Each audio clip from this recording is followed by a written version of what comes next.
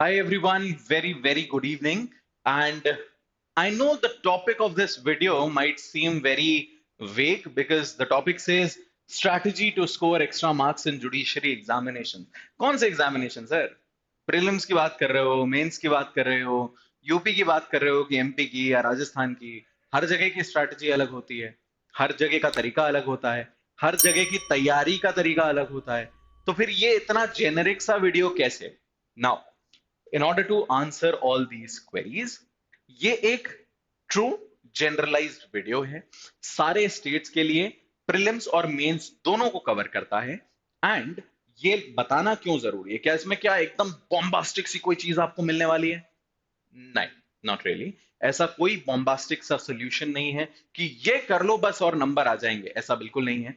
आपकी मेहनत का कोई सब्स्टिट्यूट नहीं है, आपके ज्ञान का कोई सब्स्टिट्यूट नहीं है, लेकिन कुछ ऐसी चीजें हैं जिन्हें बहुत सारे बच्चे जनरली इग्नोर कर देते हैं और उस इग्नोरेंस के चलते उन चीजों पर ध्यान नहीं जाता है। हमारा ऑब्जेक्टिव इस वीडियो से यह है कि हम उन चीजों को रिआइटरेट करें, उन चीजों के बारे में आपको फिर से बताएं, आपको रिमाइंड कराएं कि इस चीज पर भी फोकस करना है बॉस, ताकि कोई भी जुडिशरी का एग्जाम अगर आप देते हैं तो you score a better score than what you are expecting or what you would have gotten had you not taken care of these things. Let's get into it. Firstly, we'll be talking about the preliminary examination. As you know, the entire judiciary examination structure in the entire country is divided into three parts: prelims, mains, and interview. Prelims का examination जो होता है objective examination होता है। Objective examination का मतलब वस्तुनिष्ठ प्रश्न आते हैं जिसमें आपको हर एक प्रश्न के चार ऑप्शंस दिए जाते हैं। अब उस चार में से सिर्फ एक ऑप्शन सही होगा। कौन सा सही होगा इसमें कई बार हमें ज्ञान होता है, कई बार हम तुक्के लगाते हैं। कुछ जगहों पर नेगेटिव मार्किंग होती है, कुछ जगहों पर नहीं होती। कहीं 100 नंबर का पेपर है, कहीं 150 का है, कहीं 200 का है, और इस तरीके से ये डिफरेंट है। पर आपकी नॉलेज के अलावा जिन चीजों पर आपको बहुत ज्यादा फोकस करना है वो है पॉइंट नंबर 1, लोकल लॉज। किसी भी प्रिलिमिनरी एग्जामिनेशन में अगर आप सोचते हैं कि अरे यार लोकल लॉज ऐड हो गए, अब कैसे हो पाएगा, यहां तो हम पीछे हट जाएंगे, तो देखो लोकल लॉज जब भी ऐड होते हैं, तो फॉर एग्जांपल अभी यूपी में हुए या फिर इससे पहले वाले एग्जामिनेशन में राजस्थान में 8 लोकल लॉज आ रहे थे, जिसमें से 6 न्यूली एडेड टाइप के लोकल लॉज थे। तो बहुत सारे बच्चों को ये लगा कि अरे ये तो अनफेयर हो गया, ये तो हमें आता ही नहीं है। This is not unfair. The reason being कि आपके लिए अकेले के लिए सिलेबस नहीं बदला है, सबके लिए बदला है, and nobody was studying that. उसको कोई नहीं पढ़ रहा था, और अचानक से इस सिलेबस देख करके कोई फॉर्म नहीं भर सकता क्योंकि वो तो ऑलरेडी भरा गया, राइट? या फिर फॉर्म अगर भराए भी जा रहे हैं, कोई व्यक्ति देख के भर भी दे, तो भी कुछ सब्जेक्ट्स तो उसके लिए नए होंगे क्योंकि उसने इसके लिए तैयारी थोड़ी करी है। नाउ लोकल लॉज ऑल्दो अपना वेटेज कम रखते हैं, ज्यादातर स्टेट्स में लोकल लॉज का बहुत ज्यादा वेटेज नहीं होता, लेकिन I tell you something very which is a best kept secret kind of thing. That is कि अभी अगर आपने यूपीएससी का पेपर देखा हो, छत्तीसगढ़ का पेपर देखा हो, यूपी का पेपर देखा हो, there is a trend of breaking the pattern. As in एक पैटर्न चला आ रहा है, पैटर्न चला आ रहा है जिसमें हम सोच रहे हैं कि अरे यार ये इतना पढ़ लो काम हो जाएगा। कॉन्स्टी से इतने के लगभग सवाल आ जाते हैं, आईसीए में केवल इतने सेक्शंस कर लो काम हो जाएगा, राइट? हम लोग ये सोच करके चलते क्योंकि इसी तरीके से तो हो रहे थे एग्जाम्स अभी तक। लेकिन अब ये अभी रिसेंट में हो रहे सारे एग्जामिनेशंस को एनालाइज करने पर हम ये चीज देख सकते हैं कि एक इंटरनल रेगुलेशन टाइप की चीज है जिसके तहत एक पैटर्न को ब्रेक करने की बात की जा रही है। छत्तीसगढ़ जहां पर हम सोच रहे थे लोकल लॉ से कितना आएगा, बट लोकल लॉ से बहुत सारे क्वेश्चंस आए। अगर आप इसको स्किप करके जाते हो तो ये आपके लिए फेटल प्रूफ हो सकता है for your examination, right? So local laws आपके लिए बहुत जरूरी है। Apart from local laws you have to focus on unorthodox subjects, and I do not mean unorthodox laws, उसको हम लोकल लॉज के ही एम्बिट में कवर कर रहे हैं। आई मीन अनऑर्थोडॉक्स सब्जेक्ट्स, जैसे जनरल नॉलेज, जैसे कंप्यूटर, जैसे इंग्लिश, जैसे Hindi. A fun thing about GK, Hindi, English, computer etcetera is कि यहां पर सवालों का दायरा बहुत वास्ट नहीं होता। मतलब अगर आप हर स्टेट का इंग्लिश का पीवाईपी लगा लो तो 80% इंग्लिश का पोर्शन आप कवर कर चुके हो। अगर इंग्लिश ग्रामर के बेसिक्स आपने समझ लिए तो आपके लिए इंग्लिश वाला पोर्शन टफ नहीं होगा। कंप्यूटर बहुत कम जगहों पर पूछा जाता है, उसके लिए अगर पीवाईपीस देख लिए या एक आध किताब आती है उसको पढ़ लिया, या फिर हमारे ही रैपिड रिविजन उठा करके कंप्यूटर के देख लिए उस समय के, तो you would be in a position to answer almost all the questions correctly. Same goes for Hindi. Hindi में भी कोई बहुत अलग सवाल नहीं आते, ये बात हुई। But GK, GK plays a very very vital role because GK keeps on changing. GK में करंट अफेयर्स भी है, जीके में स्टैटिक जीके भी है, जीके में करंट लीगल नॉलेज भी है, और इन सारी चीजों को कवर अप करना अपने आप में एक ह्यूमंगस टास्क हो जाता है, राइट। इस पोर्शन के लिए मेहनत जरूरी हो जाती है, और ये भी हमारे अनऑर्थोडॉक्स सब्जेक्ट्स का ही हिस्सा है। कई बच्चे कहते हैं हिंदी छोड़ देते हैं, यार हिंदी तो नहीं हो पाएगा। मत छोड़ो, 10 नंबर का भी अगर है तो 10 नंबर बहुत होते हैं। Even if there is no negative marking, 10 number आर या पार की लड़ाई में आपको लेजिट आर या पार कर सकते हैं। सिर्फ इसी के बेसिस पे आपका सिलेक्शन हो सकता है या रुक सकता है, क्योंकि लॉ तो सारे पढ़ के आ रहे हैं। लॉ तो 5 साल पढ़ा है सब लोगों ने। एवरीबडी हैज स्टडीड, जिन्होंने भी लॉ ग्रेजुएट्स हैं 3 साल 5 साल, उतने टाइम उन्होंने लॉ पढ़ा है। उसके अलावा अगर वो तैयारी कर रहे हैं तो वहां पर भी पढ़ा है। ये पोर्शन है जो नहीं पढ़ते, अनऑर्थोडॉक्स सब्जेक्ट, इस पर फोकस करो। क्योंकि मैं क्या बता रहा हूं, ये वीडियो इस बारे में नहीं है हाउ टू गेट मार्क्स या how to appear a prelims examination में, ना ना ना। ये वीडियो है how to get extra marks. वो ज्यादा चीज, कौन सी चीज पर हम ज्यादा ध्यान दे दें जिससे हमारा काम हो जाए। And third important aspect is CBT versus OMR. CBT मतलब कंप्यूटर बेस्ड टेस्ट, जो इस तरीके का टेस्ट होता है हमारा। आप लोगों ने अगर दिया है तो कुछ जगहों पर अभी कंप्यूटर बेस्ड टेस्ट होने लगा है, कुछ जगहों पर हाउएवर आज की तारीख में भी हम ओएमआर्स भरते हैं। अब ओएमआर्स के साथ आपको एक इंटरेस्टिंग चीज दिखाता हूं। कई बार ये पंगा हो जाता है, दिखाई दिया, एक ही सवाल में 2 मार्क हो गए गलती से। कई बार सवाल स्किप हो जाता है, कई बार गोला तो भरा पर वो ऐसे भर दिया, बाहर अंदर नहीं है।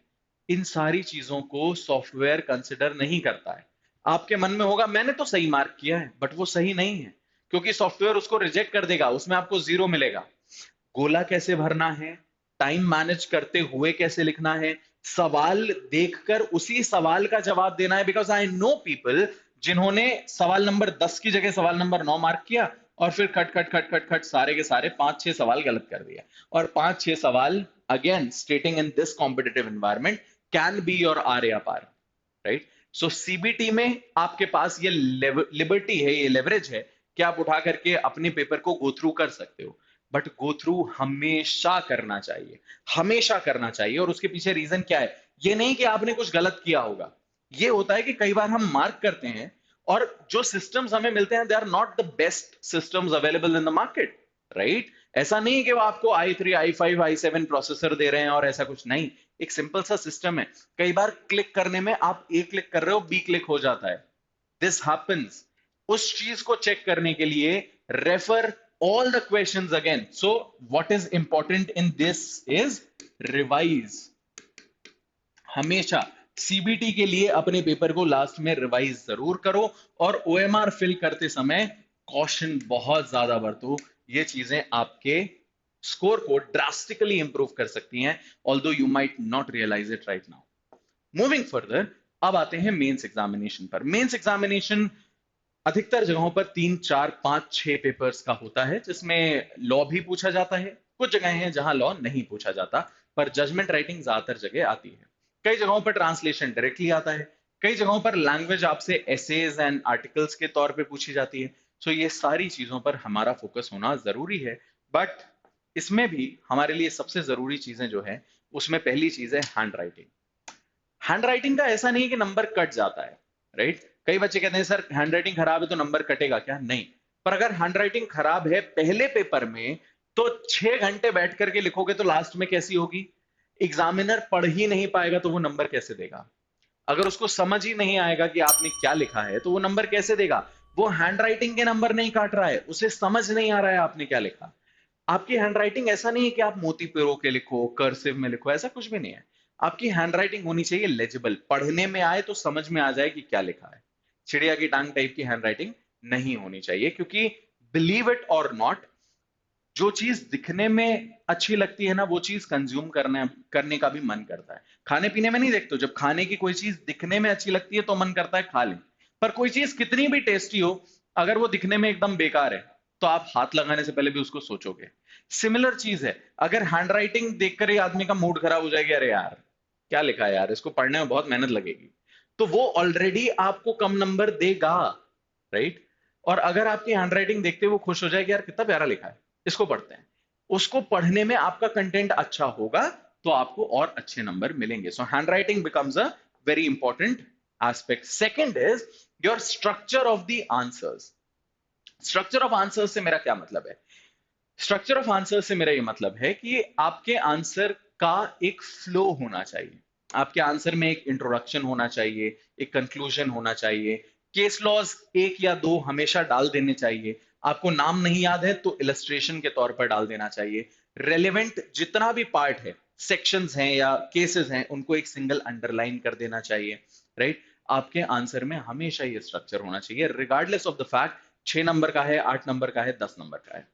ऑब्वियस सी बात है, 4 नंबर के सवाल में इंट्रोडक्शन, कंक्लूजन, इलस्ट्रेशन वगैरह वगैरह लिखने बैठोगे तो तकलीफ हो जाएगी। 3 नंबर, 4 नंबर, 2 नंबर के सवालों में I am talking about 6, 8, 10, 15, 20 number के जो सवाल आते हैं, उसके लिए ये सारी चीजें बहुत जरूरी है। आपके आंसर में एक फ्लो होना चाहिए। इससे क्या होता है कि फैकल्टी, जो व्यक्ति बैठा है इवैल्यूएशन करने के लिए, चाहे वो जज हो चाहे वो फैकल्टी हो, जो भी है, उसके लिए नेविगेट करना आसान हो जाता है। उसने पहला सवाल पढ़ लिया ना, तो उसको पता है पहले सवाल में मेन कंटेंट उसने यहां पर लिखा हुआ है, दूसरे सवाल में उसकी पहली निगाह जाएगी उसी एरिया पे, वहां उसको मेन कंटेंट देखने की इच्छा होगी। अगर उसे मिल गया तो उसका काम आसान हो गया।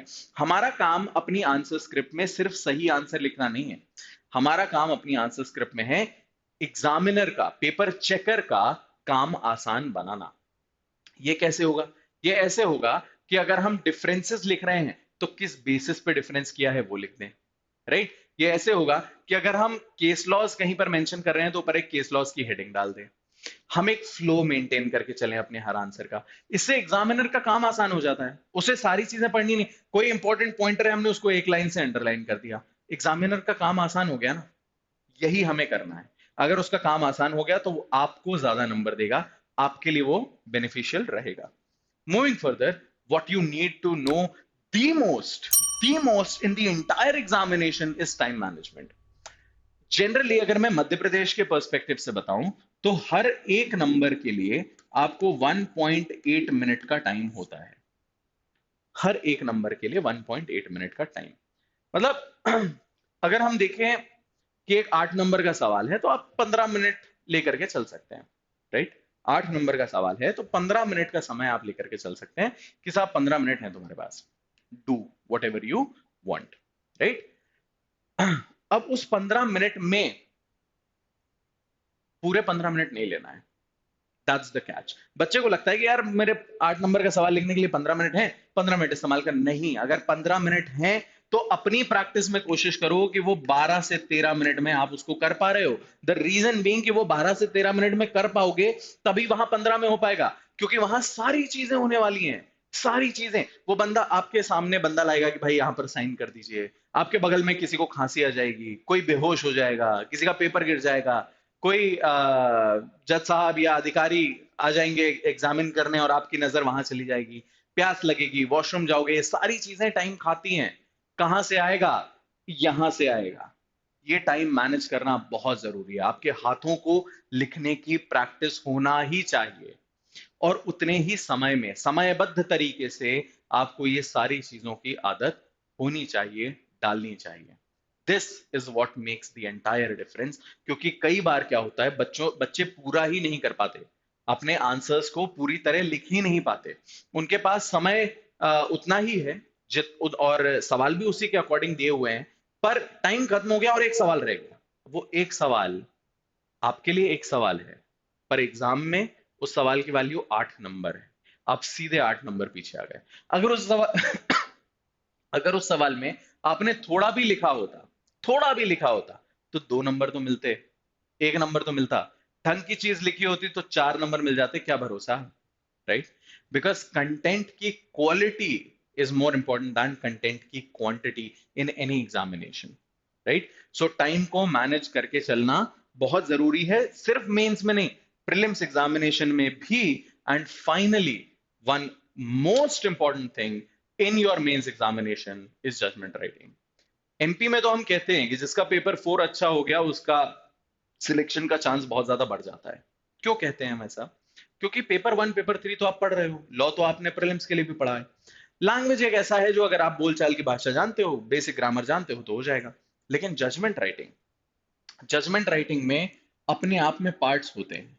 ऑर्डर राइटिंग भी होता है, चार्ज फ्रेमिंग भी होता है, इश्यूज का सेटलमेंट भी होता है, स्ट्रक्चर के अलग मार्क्स होते हैं, एविडेंस के मार्शलिंग एंड अप्रिसिएशन के अलग मार्क्स होते हैं। हर चीज के अलग अलग नंबर है। अगर आप स्ट्रक्चर भी समझ करके चले गए, पूरा जजमेंट गलत लिखा है, सिर्फ स्ट्रक्चर सही लिखा है, तो उसमें भी जीरो नहीं मिलेगा, उसमें भी स्ट्रक्चर के मार्क्स तो मिल ही जाएंगे। अगर आपने एविडेंस की मार्शलिंग एंड अप्रिसिएशन ठीक से किया तो उसके और नंबर मिल जाएंगे। अगर आपने सेंटेंसिंग सही करी है क्रिमिनल वाले में तो उसके अलग नंबर मिल जाएंगे। तो आपके लिए यहां पर पॉइंटर्स, यानी कि वो कहते हैं ना स्टेप मार्किंग, वो है। And this is what makes it interesting. क्योंकि जजमेंट राइटिंग में बहुत बच्चों को ऐसा लगता है कि जजमेंट राइटिंग हम सिर्फ एक किताब से पढ़ लें और हो जाएगा। नहीं हो पाएगा। जजमेंट राइटिंग के लिए ऐसा नहीं है कि आपको 2 4 6 महीने चाहिए, बिल्कुल नहीं। आप 2 3 क्लासेस में जजमेंट राइटिंग समझ सकते हो। 2 3 लेक्चर्स जजमेंट राइटिंग समझने के लिए बहुत है। लेकिन उसके बाद प्रैक्टिस आपको 15 से 20 दिन करनी चाहिए, तब जाकर के आपकी कोई पकड़ बनती है जजमेंट राइटिंग के ऊपर। एंड ये सारी चीजें अगर आप करते हो, if you focus on your time management, if you focus on your handwriting, if you focus on local laws, unorthodox subjects, general knowledge and judgement writing, ये वो चीजें हैं जो बहुत ज्यादा निग्लेक्टेड सी रहती हैं, जिसको या तो बहुत हवा बना दिया जाता है या बहुत ही इग्नोर करके चला जाता है। और इन दोनों ही चक्करों में हमें नहीं पड़ना है। हमें सिर्फ इन पर एक बैलेंस्ड नजरिया रख करके इसकी तैयारी करनी है। And trust me when I say this is what will improve your score. Thank you so much. Bye bye.